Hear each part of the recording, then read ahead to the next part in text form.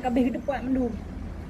Tara apa je? Orangnya kalau 18 tahun katanya orang Aceh, orangnya tengok orang Aceh ni bak persimpangan tak ada.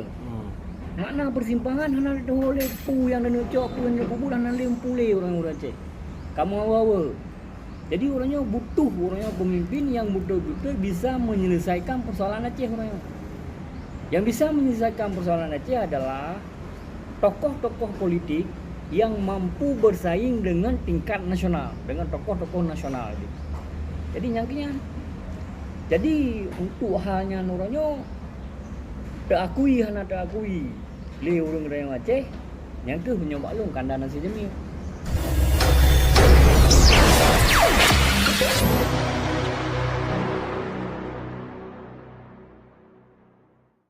Ya. Kira-kira menurut abang tahu yang cocok untuk gubernur yang Aceh kali ini, Ya. dan dia tak dukung. Jadi alhamdulillah Mbak Sipur yang mulianya tanya kaji dasar turami kembali. Jadi untuk kondisi Aceh ronyo memang katanya harus takalan pemimpin memang yang betul-betul menguasai politik dengan Jakarta. Nyai. Di samping memang kan pemahaman agama nyan belum bisa. Karena beje target gubernur kalinya yang pertama gubernurnya beje ke gedang imam salat. Yang kedua beje ke khutbah Jumaat. Itu tebak luar mana?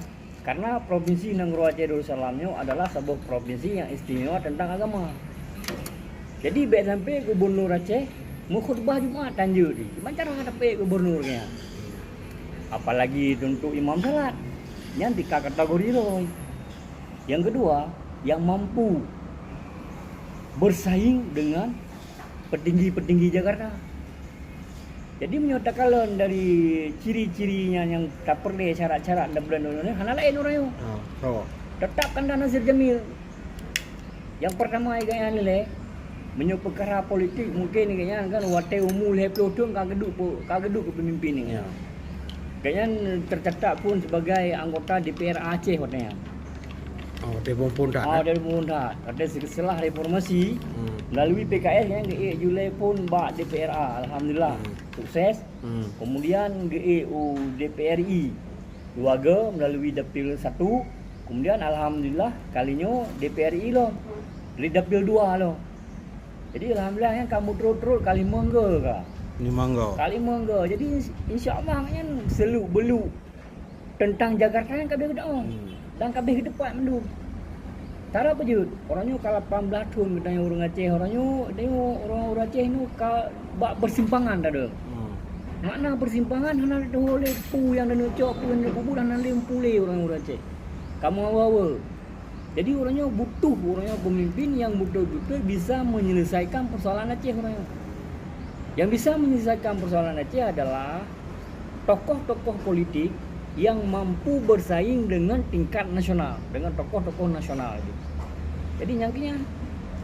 Jadi untuk halnya orangnya tak akui hana tak akui. Le orang Aceh yang ke punya maklum kandang nasi jemil. Man nah pasti no kan kanda nasi Jamil agaknya kan ka menang lewat DPR RI kau Jakarta Senayan lah. Mungkin kan gubernur pun na kepastian atau na hijau abang adang na gemuk mahaba. InsyaAllah munyo ganyan gubernur kamu kali mudu wate roraya benantala alung na tayo na dapat silaturahmi orang de roraya kepul benantala di rumah ganyan di Bernun.